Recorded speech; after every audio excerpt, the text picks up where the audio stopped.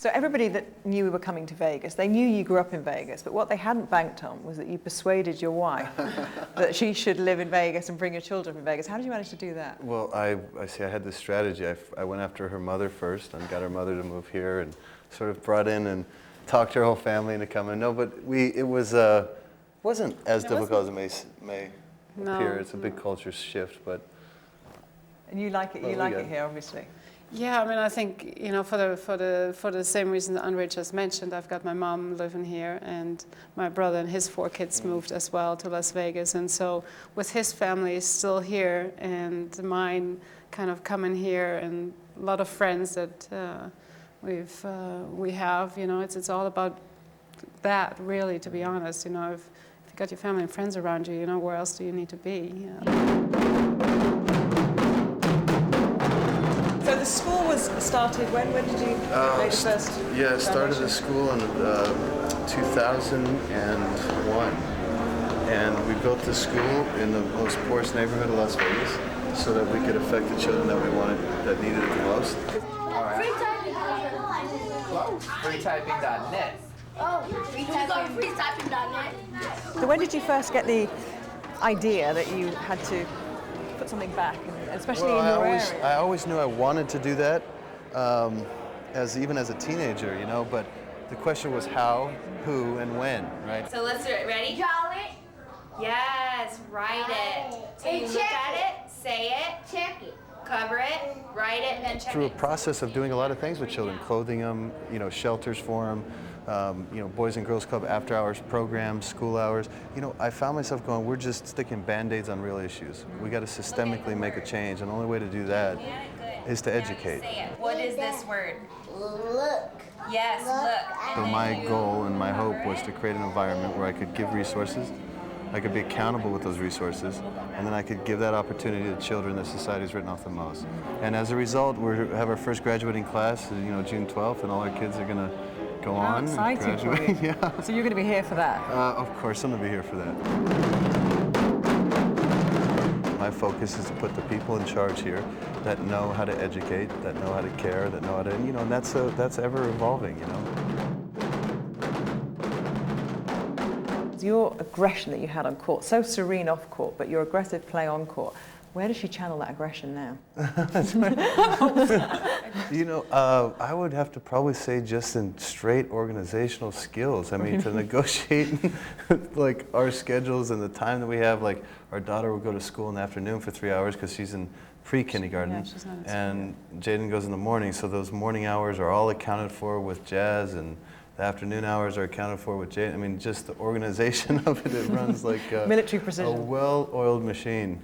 Really? Yeah. You recognize that in yourself? Yeah? Oh yeah, for sure. Yeah, no, always been more structured That's and very German, organized. isn't it? German That's what they say. And that's good for you, because is Andre prone to not following timetables if one lets him then? No.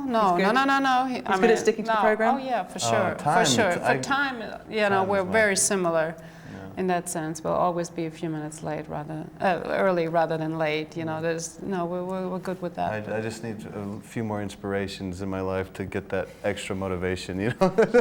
So I look for a bit more on the. And what about tidiness? Is she really, really tidy? at Oh home as well? yes, Really clean and yes. yeah. And is he okay? Borderline. So I know it's a question you've been asked a zillion times, but if either of your kids showed talent in tennis, would that be the thing that kind of held you back from encouraging them, knowing the life of sacrifice? That wouldn't be what holds me back. I mean, for me, talked a it's lot not about it. about sacrifice. I mean, because there's a lot of good in that. There's a lot of good in asking yourself to do things that you question you're capable of or not, you know. But the part that's tough is, you know, we know that life and that world so intimately, and I think one of the joys, and we've talked about this quite often, like one of the joys about children is taking the simple things in life and being able to see it through a child's eyes, you know, being able to enjoy the process, whether it's, you know, going to a park or to a beach and to see their excitement for this and their excitement for that. But when you're so aware of what the next sort of obstacle is going to be, I just think it would compromise our ability to enjoy the ride with them as much. And it's a selfish decision, but As much I as wouldn't. your families were able to, because they didn't know Yeah. how it was going to unfold. Exactly. So they're just going along for the ride, but we wouldn't be going along for the ride. We'd be scared to death of what they're in for. And as a result, I think it's a selfish. It would be a selfish choice to not sort Let of. them. I wouldn't say we wouldn't let them if there was a desire that they had to actually do it. But there's, you know, it's about nurturing or not No nurturing. support. Here, you're a baseball mum. Baseball parents, yes. Yeah. We've, our oldest has taken up that sport With and talent. loving it. Hand-eye coordination's come It's through. good. I mean, but I yeah, think it's he's a long enjoying ways it. ago. He loves it, which is awesome, and then I love it, and it's a great way to spend time together. Are they showing talent with the racket, or are you? Would you say Jazz does? She plays, She plays a 3-4 little times bit. a week, and she has fun doing it. And but I don't. She She's concentrates on and off. hard. Yeah, I she does. read She does you have said a- she looks like you, but she behaves more like mum. Yeah, she has real focus and concentration, and But Jaden's a bit more. yeah, A Jaden little is bit paying wild. me back He has for a everything lot that of I did to energy. my parents. He's paying me back, but he's a lot of energy, and he gets easily distracted. There's a lot of sort of innate talent with what he does when he gets on the baseball He's field. not ready to focus yet. He's just No. the focus is a bit tougher. What's it going to be like going back and playing in centre court for you both? It's magical for me. I mean, that was the site of my first win, and the one I least expected, and I think most likely the one people expected least for me. And then just the whole idea of just being able to play on center court, you know. I mean, separate from the championships was, anytime Wimbledon breaks a tradition, you got to just, But they you didn't, got to they didn't have to embrace ask you that. twice to do this one. No, it was an easy answer when we got asked. I mean, it's great memories for us, and it's just such a special place.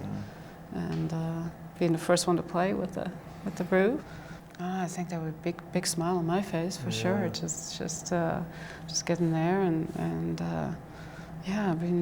being able to walk on that court again. I mean, I would have thought that. Yeah, I think it's going to hit me pretty surreal, really. I mean, you know, because in so many ways I don't even feel like a tennis player, you know, anymore. It's like it feels like a lifetime ago.